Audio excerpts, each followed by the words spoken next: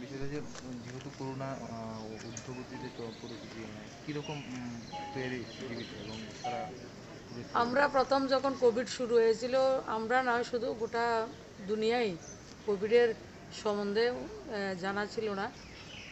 তৎকালীন সময় আমাদের কাছে পিপি কিট আমাদের দেশে তৈরি হতো না, আমাদের কাছে স্যানিটাইজার কীভাবে ব্যবহার করে আমরা জানতাম না, মাস্ক আমাদের কাছে ছিল না। তো সব কিছুরই অভাব ছিল। কিন্তু সেকেন্ড ওয়েভ যেটা চলছে, আমরা সবাই শুধু পিপি কিট, মাস্ক, স্যানিটাইজার নয়, সেটার সঙ্গে যুদ্ধ করার প্রক্রিয়াটাও আমরা জানি। সামাজিক দূরত্ব বজায় রাখা, নিজেদের হাত পরিষ্কার করে দেওয়া, কীভাবে ঘর থেকে কম বেরোনো, বিনা প্রয়োজনে যাতে ঘর থেকে না বেরোয়, তো সেটা আমরা দেখেছি। আর সেকেন্ড ওয়েভে আমরা ফার্স্ট ওয়েভে দেখেছি একটা মিডল স্টেজে আমাদের স্টেটে এসেছে। তো আমাদের রাজ্য সরকার মাননীয় মুখ্যমন্ত্রীর নেতৃত্বে সরকার সিদ্ধান্ত নিয়েছেন।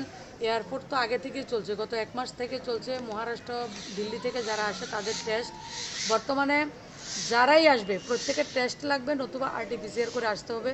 তেমনি রেলওয়ে স্টেশন হোক, চোরাইবাড়ি হোক, সব জায়গাতে সেই ব্যবস্থা করা হয়েছে। তো সেটা প্রিকশন আমাদের সরকার থেকে নেওয়া হয়েছে।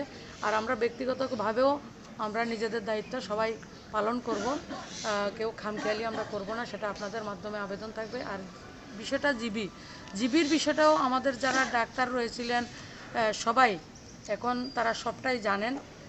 জিবিতে আমরা গত বছরে 31শে অক্টোবরে ডেডিকেটেড কোভিড যে জয়ন্তী ওয়ার্ডকে আমরা করেছি, সেই জায়গায় বেডের ব্যবস্থা, অক্সিজেনের ব্যবস্থা, প্রতিটা বেডেই অক্সিজেনের ব্যবস্থা রাখা হয়েছে। তো আপনাদের মাধ্যমে আমি আমার রাজ্যের সবাইকে আমি বিনম্রভাবে অনুরোধ করব, আপনাদের যখনই কোনো অসুবিধা হবে আপনারা ডাক্তার দেখাবেন, জিবিতে আসবেন। কিছুদিন আগে এই মাসেরই 7 তারিখে আমাদের রাজ্যের মাননীয় মুখ্যমন্ত্রী কোভিড পজিটিভ আমরা দেখেছি, ওনার হয়েছে এবং এখনও উনি কাজে লাগতে পারেননি, কাজ ঘরে বসে উনি কাজ করছেন। তো একটা বিষয় আমার রাজ্যবাসীকে এবং আমাদের রাজ্যের যারা ডাক্তার রয়েছেন, ল্যাব টেকনিশিয়ান, তাদেরকে উনি বিশ্বাস করেছেন এবং উনি জীবিতে ট্রিটমেন্ট করেছেন। আমরা অনেক সময় জীবিতে আসতে চাই না। আমার মাননীয় মুখ্যমন্ত্রী গোটা রাজ্যের মানুষকে নয়, গোটা দেশকে মেসেজ দিয়েছেন। আমাদের এই ছোট্ট রাজ্যেও উনি রাজ্যের ডাক্তারদের উপর ভরসা রেখেছেন, নিজের শিক্ষা ব্যবস্থার উপরে ভরসা রেখেছেন এবং আমাদের ডাক্তারের উপর যিনি ভরসা রেখেছেন এবং আমার ডাক্তাররা যারা রেডিওলজিস্ট রয়েছেন, ল্যাব টেকনিশিয়ান রয়েছেন, সবাই কাজ করেছেন এবং আমাদের মাননীয় মুখ্যমন্ত্রী, মাননীয় উপমুখ্যমন্ত্রী সুস্থ রয়েছেন, ওনারা আপনারা জানেন। তাছাড়া এর আগেও মাননীয় মুখ্যমন্ত্রীর ছেলের অসুস্থ হয়েছিল, তখনও তিনি কোনো সরকারি নার্সিংহোমে, বেসরকারি নার্সিংহোমে বা ত্রিপুরার বাইরেও নিয়ে যাননি, ওকেও উনি জীবিতে ট্রিটমেন্ট করিয়েছেন। ওনার স্ত্রীর দুবার করে কোভিড হয়েছে এবং উনিও আমাদের জিবি হসপিটালের চিকিৎসা ব্যবস্থার উপরে ভরসা রেখেছেন এবং যেমনভাবে ভরসা রেখেছেন আমাদের জিবি হসপিটালের ডাক্তাররা দেশের অন্যান্য ডাক্তারের সঙ্গেও সমানভাবে ওনারা আমাদেরকে ট্রিটমেন্ট করতে পারেন, সেটা প্রমাণ করেছেন। যেটা আমাদের মাননীয় মুখ্যমন্ত্রী, মাননীয় উপমুখ্যমন্ত্রী সেটা করেছেন। আমাদের রাজ্যের নাগরিকদের জন্য এটা বিশাল একটা মেসেজ। আমার রাজ্যে কোভিডের ট্রিটমেন্ট, সব কিছু ট্রিটমেন্ট খুব ভালো হচ্ছে এবং আমরা আমাদের লোকদের উপর ভরসা রাখব। এবং এখনও আমাদের 37 পেশেন্ট আমাদের রয়েছে, 37 পেশেন্ট আমাদের জীবিত রয়েছে, 12 জন পেশেন্ট আইসিইউতে রয়েছে। তো তারা আইসিইউতে না থাকলেই পারতেন, যদি আরও আগে একটু আসতেন। তাদের যখনই কোনো উপসর্গ হয় ওনারা বাড়িতে বসে থাকেন, 7-8 দিন বসে থেকে নিজেদেরকে আরও একটু বেশি সিরিয়াস করে জীবিতে আসেন। তো আমি বিনম্রভাবে আপনাদের মাধ্যমে গোটা রাজ্যের নাগরিকদের কাছে আমি অনুরোধ করব, মাননীয় প্রধানমন্ত্রী যে ভ্যাকসিনের ব্যবস্থা করেছেন, প্রথমে আমরা ভ্যাকসিনটাকে সেই গুরুত্ব সহকারে দেখিনি, যদিও আমাদের রাজ্যে গত 1 সপ্তাহের আগের রিপোর্ট 24% আমাদের জনসংখ্যার অনুপাতে আমরা ভ্যাকসিনেট হয়েছি এবং বিশেষ করে আমাদের যে হেলথ ডিপার্টমেন্ট সেটাও 100% ভ্যাকসিনেশন ওনারা করেননি। তো আমি সবাইকে অনুরোধ করব ভ্যাকসিনটা আপনারা সবাই নেবেন এবং আগামী 28 তারিখ থেকে 18 বছরের ঊর্ধ্বে, 18+ যাদের রয়েছে, সামান্য পয়সার বিনিময়ে প্রত্যেকটা স্বাস্থ্যকেন্দ্রে এবং বিভিন্ন ক্লাবে সেই ব্যবস্থা করা হয়েছে। আপনারা সবাই সময় মতো ভ্যাকসিনটা নেবেন। আমরা একটা সমীক্ষা দেখেছি, যারা ভ্যাকসিনটা নিয়েছেন ফার্স্ট ডোজ, গোটা ভারতবর্ষে যারা ভ্যাকসিন নেওয়ার পরেও তারা তাদের করোনায় এফেক্টেড হয়েছেন, তার পার্সেন্টেজ হচ্ছে 0.04% গোটা দেশে।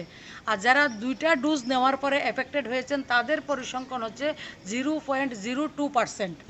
এবার এই ভ্যাকসিনটা আমাদেরকে রক্ষা কবচ, আমাদেরকে রক্ষা করবে।